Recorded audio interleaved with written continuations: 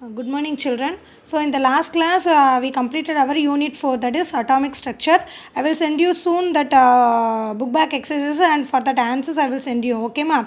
So kindly go that book back answers. You just find the answers for that. I will send you soon that answers. Okay. So today we move on to the next unit, that is unit 5, movements. It is book page number 51 ma. So what is movement? Okay, so in our body there are lot of movements occur. Okay, for example, I want to explain you that movement means if you are sitting in a under a tree means can you say all of your body parts are at rest? No, right? If you are sitting means you are only at rest, but all of your body are at rest. No, your eyes are blinking for some time intervals. No, separate some time intervals. Your eyes are blinking. Then you are inhaling. Breathing occurs. You are inhaling and exhaling occurs. Right. So there is a circulation of blood.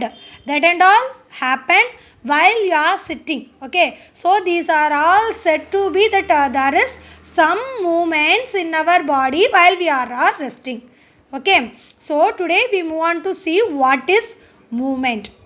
So when you are talking about movements means we also have a confusion about what is locomotion. Okay, so both are in the same meaning, that is movement, act of changing. Okay, locomotion and movement are both having the same meaning, that is act of changing.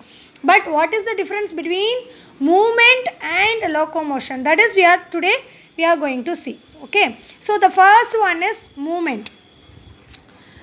So movement means movement of an organism from one place to another place is said to be locomotion. So what is mean by movement? It is nothing but that act of changing the place by one or more parts of the body. Okay, one or more parts of the body. Both are locomotion and movement are having the same meaning, act of changing. But what is movement is, it is the act of changing the place by one or more parts of the body. Okay, for example, if you want to walk means you are walking, so it is also a movement. You are breathing, the blood is circulating, that and all are what? Movement. So a movement may be voluntary action or a involuntary action. For walking, running, swimming, these are all examples for voluntary actions. Okay, so breathing, blood circulation, these are all for what? Involuntary action. So if breathing occurs, it is a involuntary. Okay, so movement may be voluntary action or involuntary action.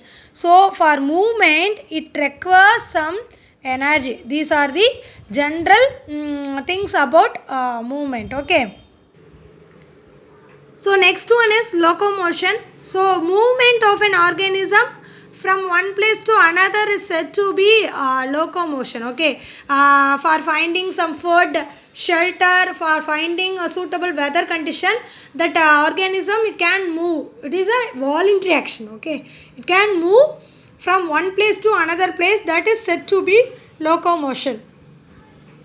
Okay, migration of birds.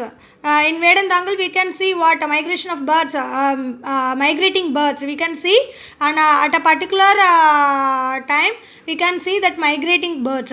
So that birds are migrate for suitable weather condition, to find suitable weather condition. So locomotion means movement of an organism from one place to another place for finding food and shelter. So it is a voluntary action. It does not require energy. Okay, so in your book the differences between movement and locomotion given mark, please go through it. Okay, I will send you the photocopy.